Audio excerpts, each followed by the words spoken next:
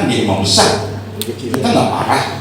Dan itu memang kita sedang dipancing, walaupun dia mencaci maki segala macam, kita tambah cuek karena itu yang dipancing sekarang itu NU supaya ngamuk, NU supaya brutal, NU supaya tidak berakhlak lagi menghadapi mereka itu, maka mereka akan cepat masuk.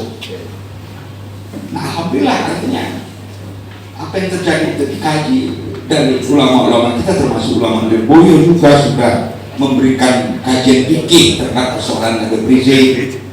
Mereka diumpamakan seorang istri yang sedang berhalangan, jadi haram untuk menggauli, tetapi kita tetap cinta kepada istri kita.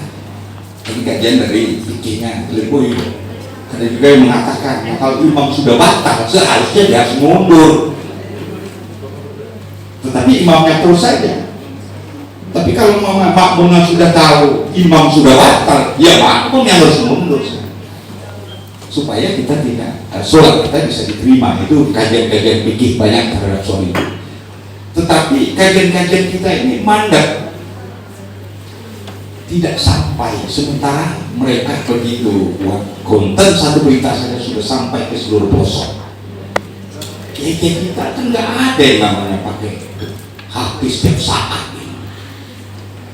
Ceramah-ceramah kayak kita nggak ada yang setiap saat harus begitu langsung selesai. Nah, inilah bagian kelemahan-kelemahan kita, bahwa dengan teknologi digital sekarang ini kita harus ciptakan. Yang ciptakannya anak-anak muda. Bahkan nanti ini ada Pak Reza Paliti ini soal kita akan di seluruh pondok itu kita didik untuk membuat konten video-video ceramah-ceramah ulama-ulama kita.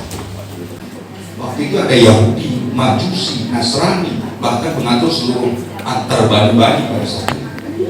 Sehingga Madinah terbangun sebuah peradaban yang luar biasa. Bahkan Nabi menjaga, walaupun ada kelompok Nasrani dari Najran ingin bergabung, diterima, tetapi tetap menjaga. Para pendeta harus tetap kita jaga, tidak boleh menurunkan tanda-tanda salib. Itu begitu akhlak Rasulullah kepada sesama umat manusia. Dan alhamdulillah jaga Madinah ini mulai 622 sampai 750 berlakunya, hampir 128 tahun. Baru ada perubahan-perubahan karena perkembangan ketika dinasti Umayyah runtuh digantikan dinasti Abbasiyah, maka jaga Madinah terjadi perubahan-perubahan.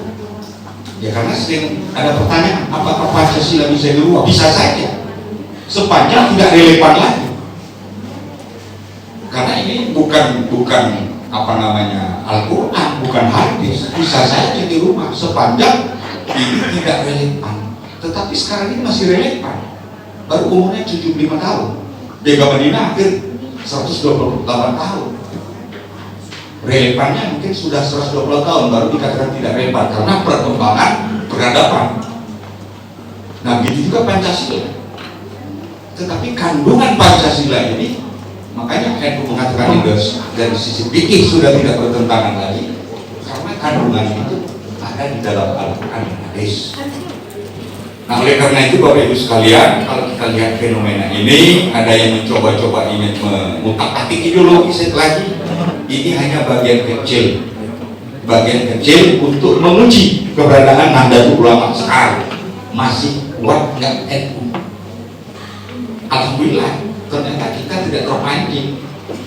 Walaupun ada orang yang mengaku ulama besar Islam, NU tidak ada yang namanya mengaku ulama imam besar NU, umpamanya dari Haji Muhammad Lutfi, nggak pernah beliau mau dikatakan imam besar PBNU.